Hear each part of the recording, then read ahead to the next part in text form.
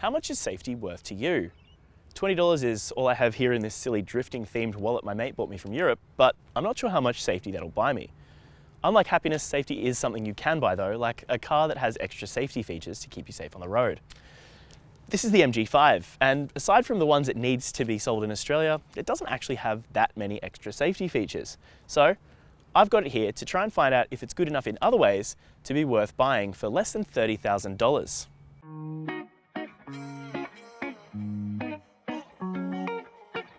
You see, MG has a bit of a knack for bucking market trends. The MG3 hatch makes up more than a quarter of the brand's sales at a time when the light cars category is on its way to flatline. At the same time, electric cars seem too expensive for most people, but then there's the MG4 for less than 40k. So, is this, the MG5, here to resuscitate the sedan, a segment that's been on the way down in Australia for a long time? Both variants of the MG5 convincingly undercut its rivals, but without common safety features like rear cross traffic alert or lane keep assist, it'd have to be pretty good to convince buyers, right? So, let's take a closer look. MG has managed to cram quite a bit into the MG5 for its price. If you want the entry-level Vibe spec, $24,990 will get you one drive away from the dealership, but this version here is the top spec Essence, which is $28,990. Specifications for both variants include a fair bit. Specific to the Vibe is a set of 16-inch alloy wheels, a reversing camera, and 4 speakers for the sound system. But both versions get auto LED headlights, a tyre pressure monitor, and inside, a 10-inch touchscreen for multimedia. You can use Apple CarPlay and Android Auto with that, although you need to plug your phone in. Plus, there's synthetic leather seats and 3 different steering modes selectable through the menu. Our version, the Essence, adds a sunroof, 6 speakers for the sound system, electric adjustment for the driver's seat, plus paddle shifters behind the steering wheel. Each variant also has a different drivetrain, but we'll come back to that later. Visually, the Essence looks a little bit different from the Vibe, in this grille insert here being grey instead of body coloured. By the way, any body colours that aren't white or yellow are a $700 option. The Essence also has mirrors that fold in when it's locked, the sunroof if you're tall enough to see it, and it's got slightly larger 17-inch wheels. Overall, I reckon it doesn't look too bad. Some elements of its styling, of course, as with every car, might be a little bit divisive. Some bits of this grille here look a little bit like it's got a mustache, but I think at the back is probably where it's going to draw the most opinions. Up the back of the MG5 here, there's nothing really groundbreaking happening, but that's not such a bad thing. There are, though, a couple of things I think are worth noting. The first is that these chrome exhaust tips here aren't actually real exhaust exits. The actual exhaust is down hidden below the car, but that's not unusual these days. The other thing though that I think is worth noting, and you didn't hear it from me, is that if you've ever really looked at the back of a Mercedes CLA, the styling of these taillights and the kind of sloping boot line might be a little bit familiar. Ergonomically, everything in here works pretty well. There's big buttons on the steering wheel, and the driver display in front of you is quite easy to use. Even the multimedia screen, which sometimes is where things get a little bit fiddly, doesn't feel like you're trying to use a laptop or a computer while you're driving. I will say about that though that it doesn't have some proper physical climate controls. If you want to change the temperature or the fan, you have to press one button to do it or drag down from the top of the screen, and it's a little bit annoying to have to look at that while you're driving, especially since there's no actual numbers for the temperature on the climate controls. It's just a blue and red slider. Storage for the front passengers is pretty good in here as well. The cup holders here are a little bit too small. My water bottle doesn't quite fit all the way down in there, but there's space for a phone up here just below the USB ports. There's a small space in the doors for maybe a small handbag or a water bottle, and the storage in the center console here is pretty decent as well. The last thing I should mention is that this Essence variant gets electrically adjustable synthetic leather seats, and they're pretty comfy and well bolstered. Here in the back seat of the MG5, I'm sitting behind my own seating position, and I'm pretty comfy. I'm just a smidge under 6 foot tall, and I've got heaps of space in front of my knees. My feet under the seat in front of me actually have room to move. The seat's quite supportive for both my legs and my back, and even up here, despite the sloping roofline, I've got a bit of space to move my head around. There are some pros and cons to the back seat of the MG5, and the amenities are a little bit odd. For example, a good point is that there's a USB-A port so you can charge devices, but right above that, there's the air conditioning vent, and you can only have it pointing in one direction at a time, which, if there's 2 passengers back here, is a little bit odd. Right below that, there's a storage space that's pretty small and doesn't have a lot of space on top of it, so it probably wouldn't fit a water bottle. And then to that, if you wanted to store a drink back here somewhere, there's no armrest to pop down in between the 2 passengers with cup holders in it. There is, however, a small space in the door that you could probably fit a water bottle in if you needed to. MG claims there's 401 litres of boot space up the back. However, the rear seats don't fold down in a split, it's all one piece, which means if you need to load anything longer than the boot will allow, you can't have rear passengers. It sounds pretty minor, but pretty much every car on the market has split folding rear seats, so it feels a little bit like a missed opportunity. Both versions of the MG5 use a 1.5 litre 4-cylinder petrol engine to drive the front wheels, but the similarities mostly end there. In the entry-level Vibe, it makes 84 kilowatts and 150 newton meters, and it drives the front wheels via a CVT gearbox. In this though, the Essence, it's turbocharged and suitably makes a higher 118 kilowatts and 250 newton meters.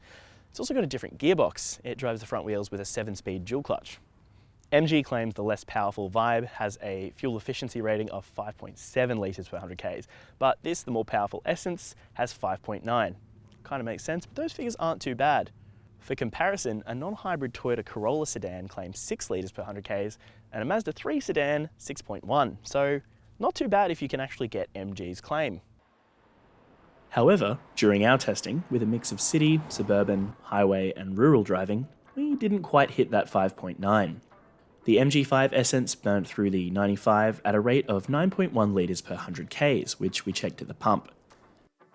Here's the bit that might turn potential owners off the MG5. Or more accurately, here aren't the bits. The MG5 comes with a pretty short list of safety features that effectively amount to the minimum standard for a car to be sold here in Australia. 6 airbags, autonomous emergency braking, anti-lock brakes, and electronic stability control. It does have things like collision warnings, and MG even lists hill hold under its safety features. Plus, it's got active cornering brake control and auto door unlock in case there's an accident, with the hazard lights coming on as well. There are also ISOFIX and seat tether points for child seats in the rear. Plus, in the Essence, the reversing camera is replaced by a surround view camera, which gives you much safer and better visibility when parking.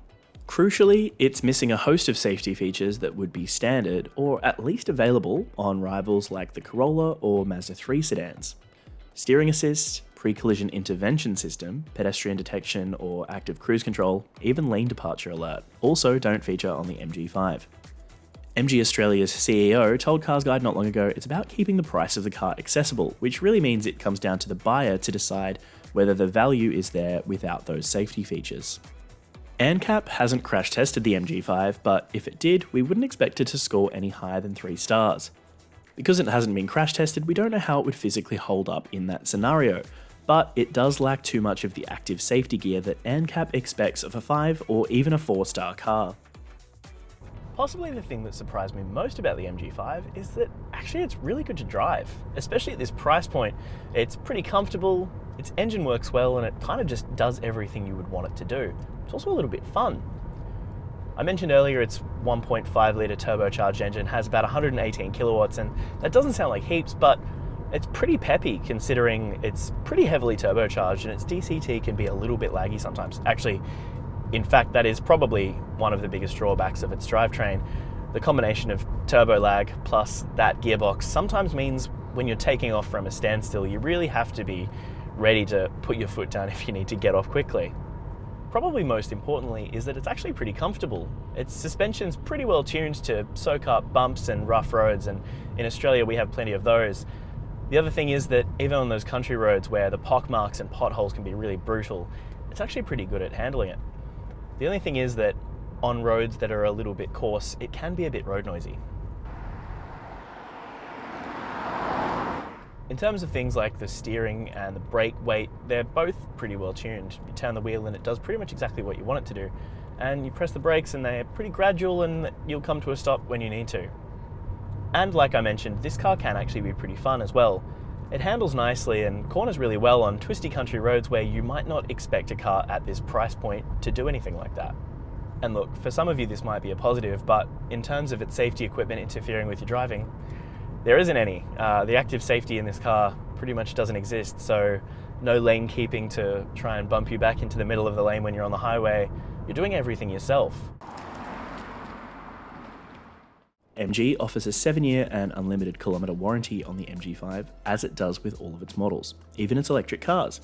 That also comes with MG Motor Roadside Assist for the duration of the warranty, although only 160,000 Ks is covered by the warranty if the car is used for commercial purposes, like rideshare or as part of a company fleet. Servicing prices for the MG5 average about $380 for the Vibe variant or $394 for the Essence, but for full details, check out the full review at carsguide.com.au. So the MG5 is quite a good car in a lot of the ways you would want a car to work. It just comes down to whether it's going to sit right with you when you're behind the wheel without some of that active safety stuff. After all, some of the things it's missing are genuinely life-saving. But if that doesn't worry you too much, then there's a lot of value to be seen in the MG5. It's surprisingly good to drive, its interior tech works well, and it's quite practical. And of course, it doesn't cost that much money. It all just comes down to what your balance between savings and safety is.